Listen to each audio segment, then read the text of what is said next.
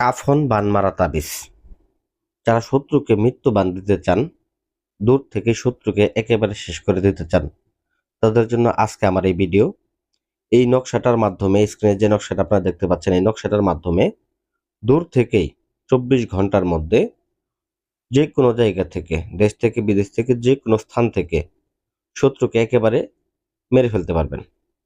তো কিভাবে মারবেন আমি এখন বিস্তারিত আলোচনা করব। তবে এই নকশাটা আমি বড় করে দেখায় দিছি ভিডিওর মাঝখানে। আপনারা যদি ভিডিওটা সম্পূর্ণ না দেখেন নকশাটাও পাবেন না এবং কি কাজের নিয়মটা বুঝতে পারবেন না। যারা আমার থাম্বনেল দেখে ভিডিওটা ওপেন করছেন, ভিডিওটা এখনো পর্যন্ত দেখতেছেন, তাদেরকে বলবো যে ভাই, আপনি যে ভিডিওটা দেখতেছেন আপনার প্রয়োজন অনুসারে কিন্তু দেখতেছেন, প্রয়োজন ছাড়া কিন্তু ভিডিওটা দেখতেছেন না। হয়তোবা ইউটিউবে আরো বান মারা ভিডিও দেখে থাকবেন, আমারও ভিডিও আপনারা দেখতেছেন। আশা করি অন্যান্য ভিডিও থেকে আমার ভিডিওগুলোর মধ্যে পার্থক্য পাবেন। কারণ আমি কাজ করার সময় এই ভিডিওগুলোর মধ্যে দেখা গেছে এক্সট্রা ভাবে কাজ করি, কাজ করার পর দেখা গেছে যে আমি ভিডিওগুলো আপনাদের দেখার জন্য, আপনারা যাতে করে নিজেদের কাজ নিজেরা সমাধান করতে পারেন, এই জন্য আমি ভিডিওগুলো করে আপনাদেরকে দেখায় দিই। তো এখন আমি আপনাদেরকে বলে দেব কিভাবে এই কাজগুলাকে করবেন, কিভাবে 24 ঘন্টার মধ্যে শত্রুকে নিধন করবেন। শত্রুর শরীরে যদি বাধা বন্ধকত থাকে, কোনো প্রকার সমস্যাও যদি থাকে, তবু আপনারা এই কাজটাকে সমাধান করতে পারবেন এইটার মাধ্যমে।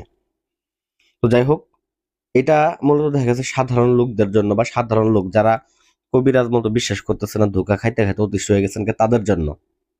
তো বিশেষ করে এই কাজটা করার ক্ষেত্রে কি কি সামগ্রী আপনাকে কিনতে হবে, কি কি সামগ্রী নিতে হবে, সব আমি A to Z বলে দেবো আপনাদেরকে। আপনারা নিজের হাত দিয়ে নিজের শত্রুকে নিধন করতে পারবেন। তো চলুন ভিডিওটা শুরু করি। প্রথমত, স্ক্রিনে যে নকশাটা দেখতেছেন, এই নকশাটা আপনাকে অবশ্যই নিতে হবে। তার পাশাপাশি যাকে আপনি বান মারবেন সেই শত্রুর নাম, শত্রুর বাবার নাম নিতে হবে। আর যদি বাবার নাম না জানা থাকে, সেক্ষেত্রে ছবি যদি থাকে, ছবি এবং নাম দিয়েও বান মারতে পারবেন। এটা আমার আরেক ভিডিও আছে, আপনারা দেখে নিতে পারেন। তো যাই হোক, ছবি ছবি ছাড়া এটার মধ্যে লাগবে হচ্ছে শত্রুর নাম এবং শত্রুর বাবার নাম নিয়ে আপনারা যে কোনো শনিবার অথবা মঙ্গলবার দিন আসন করে বসবেন, উত্তর দিক করে আসন করে বসবেন। মুখে একটা নিমের পাতা রাখবেন, যেহেতু এটা একটা বানের কাজ। আর কাজটা করার পূর্বে যে সকল সামগ্রীগুলো আপনার দরকার, সেটা হচ্ছে কাফনের কাপড়। বলবেন ভাই, কাফনের কাপড় কোথায় পাবো? কাফনের কাপড় আপনারা দোকান থেকে নতুন কিনে আনেন বা কবর থেকে উঠে আনেন, যেভাবে কাফনের কাপড় লাগবে। কাফনের কাপড় নিতে হবে এবং 3টা আলপিন নিতে হবে, এই নকশাটা নিতে হবে। তার পাশে সব থেকে গুরুত্বপূর্ণ যে জিনিসটা, এই নকশাটা অঙ্কন করার ক্ষেত্রে কামসিঁদুর। অবশ্যই আপনারা কবিরাজের দোকান থেকে আপনারা কামসিঁদুর কিনে আনবেন। এই কামসিঁদুরের সাথে পাঠার রক্ত মিশ্রিত করবেন।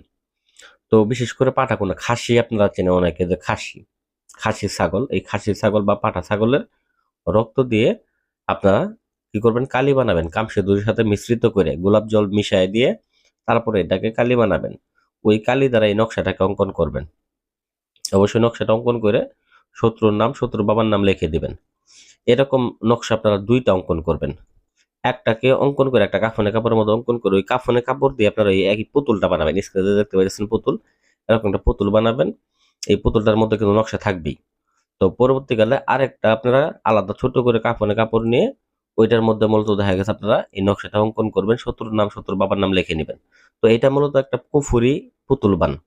এই কুফুরি বানটা আমি যতবার ব্যবহার করছি, একটা কাজও মিস যায় না, প্রত্যেকটা কাজে 100% লাগছে। তো যারা এখনো পর্যন্ত ভিডিওটা দেখতেছেন, আমি মনে করি যে আপনাদের মতো দেখা গেছে কাজটা 100% হবে, নিজেরাই করতে পারবেন। আমি গোপন টিপসটা আমি এইখানে দিয়ে দেব। তো এখানে মূল জিনিস হচ্ছে, প্রথমত আপনাদেরকে আমি নকশাটা দেখায় নিই। তো এই নকশাটা স্ক্রিনশট দিয়ে রাখেন, এটা আপনার কাজ করার সময় ব্যবহার করবেন। তো যাই হোক, পরবর্তীকালে এই প্রয়োগটা কিভাবে আপনারা এই কাজটাকে প্রয়োগ করবেন, 2টা নকশা অঙ্কন করে একটা বোতলের মধ্যে দিলেন, আর একটা মূলত আপনারা আলাদাভাবে রাখলেন। আলাদাভাবে যেটা রাখছেন ওইটাকে একটা তাবিজের মধ্যে ভরবেন, এবং যেটা পুতুলের মধ্যে রাখছেন, এই পুতুলের প্রাণ প্রতিষ্ঠা করার জন্য, অবশ্যই প্রাণ প্রতিষ্ঠা করার জন্য একটা মন্ত্রের দরকার আছে। তো বিশেষ করে যারা মন্ত্র পড়তে অভ্যস্ত না, তারা ইন্নালিল্লাহ পাঠ করবেন 1001 বার।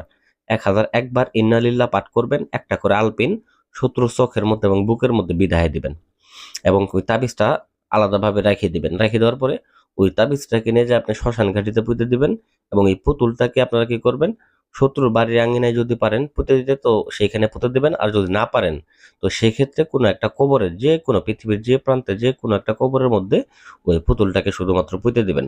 এতটুকুই আপনার কাজ।